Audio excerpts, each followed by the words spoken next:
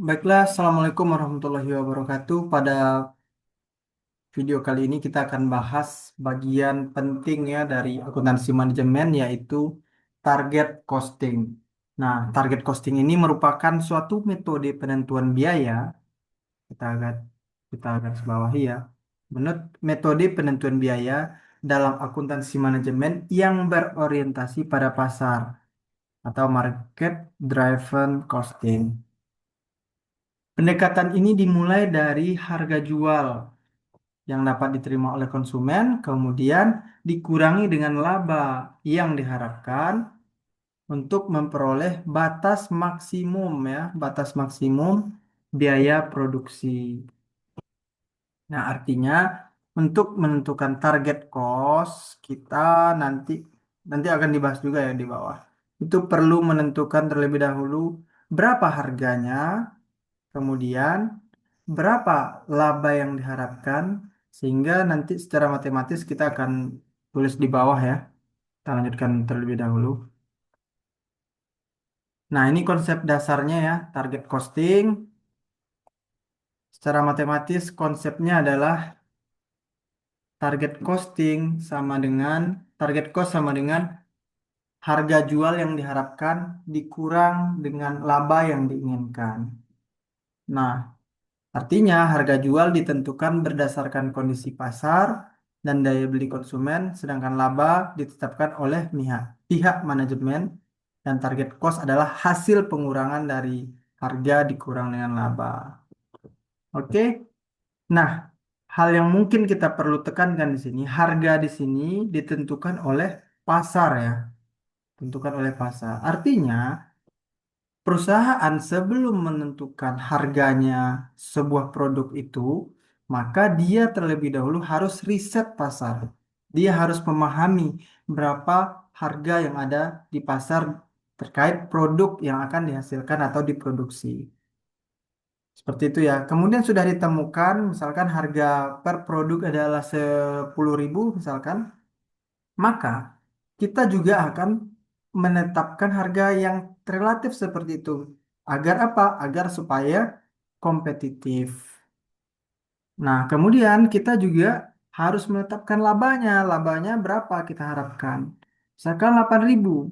Artinya, mohon maaf itu terlalu besar ya. Misalkan 2.000 labanya. Nah, maka 10.000 dikurang laba yang diinginkan 2.000, maka target cost itu tidak boleh lebih dari 8.000 seperti itu. Nanti kita bahas contohnya ya. Lanjut, karakteristik target costing. Pertama adalah berorientasi pada pasar, harga tidak ditentukan oleh biaya, melainkan oleh kondisi pasar. Ingat ini ya, metode tradisional itu kita bergerak dari biaya. Misalkan biaya kita 800 ya, kita contohkan ada bahan baku langsung, ada bahan eh, maaf, biaya tenaga kerja, kemudian ada biaya overhead pabrik ya. Nah, misalkan di total-total ini dapat 8.000. Maka secara tradisional kita akan menetapkan harga barang itu di pasar nanti kita jual lebih dari 8.000, contoh 9.500. Begitu ya. Nah, terkadang persoalannya ternyata di harga rata-rata pasar itu terhadap produk yang kita produksi ini adalah 9.000 seperti itu. Maka kita akan kemahalan itu. Kalau mahal ya tentu saja konsumen kita tidak akan mau membeli seperti itu. Nah, berbeda dengan target cost, itu kita tetapkan berdasarkan kondisi pasar dulu seperti itu. Harga dulu kita tetapkan berapa, kemudian laba yang kita inginkan, barulah kita tahu bahwasanya cost untuk memproduksi sebuah produk itu tidak boleh lebih dari target cost yang telah kita cari itu. Seperti itu kira-kira. Kemudian nomor dua, fokus pada tahap desain produk. Pengendalian biaya dilakukan sejak tahap perencanaan dan desain, bukan setelah produksi. Artinya dari awal itu sudah fokus ya dikendalikan biayanya. Kemudian pendekatan lintas fungsi atau cross functional melibatkan berbagai departemen seperti pemasaran, produksi, teknik, dan keuangan. Dan yang keempat, karakteristiknya yaitu cost reduction berkelanjutan. Jika biaya aktual melebihi target cost, perusahaan harus merekayasa nilai atau value engineering dengan memperhatikan fungsinya ya. Walaupun nanti ada semacam penyesuaian untuk biaya, penyesuaian desain atau bahan baku, tapi fungsinya tetap kita pertahankan. Seperti itulah kurang lebih yang dimaksud dengan value engineering. Kemudian proses target costing. Prosesnya adalah menentukan harga pasar yang kompetitif, menentukan labanya, menghitung target cost, membandingkan estimasi biaya saat ini, melakukan efisiensi atau redesign jika melebihi target. Nah, ini contoh sederhana ya. Contoh sederhana, harga jual produk di pasar itu ada 100.000 ya, 100.000. Kemudian laba yang kita inginkan. Laba ini siapa yang menetapkan tadi? Kita ya, manajemen. Manajemen perusahaan. Nah, manajemen perusahaan menetapkan dalam sebuah produk ini kita harus punya laba 20.000. Maka target cost-nya adalah TC sama dengan harga harga pasar itu ya, kemudian dikurang dengan laba yang diharapkan sama dengan 100.000 dikurang dengan 20.000.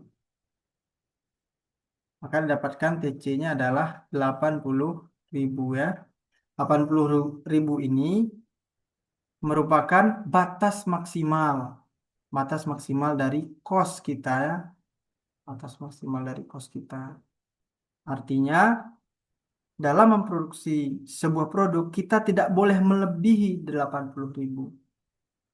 Nah, ini ya, kalau misalkan jika estimasi biaya produksi saat ini adalah 90.000, maka perusahaan perlu menurunkan biayanya 10.000 lagi.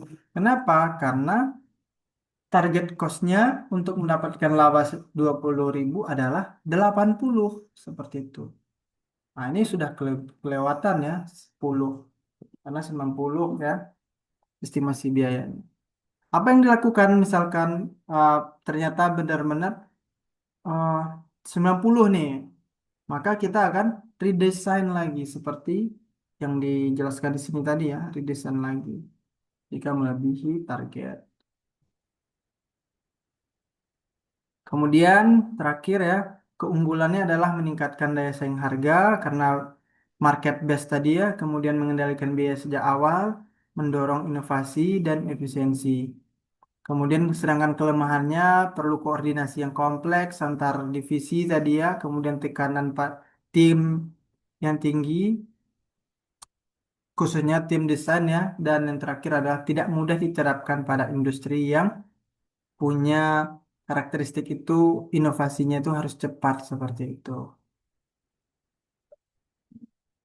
Oke, demikian video kali ini. Semoga target costing ini dapat dipahami dengan baik. Assalamualaikum warahmatullahi wabarakatuh.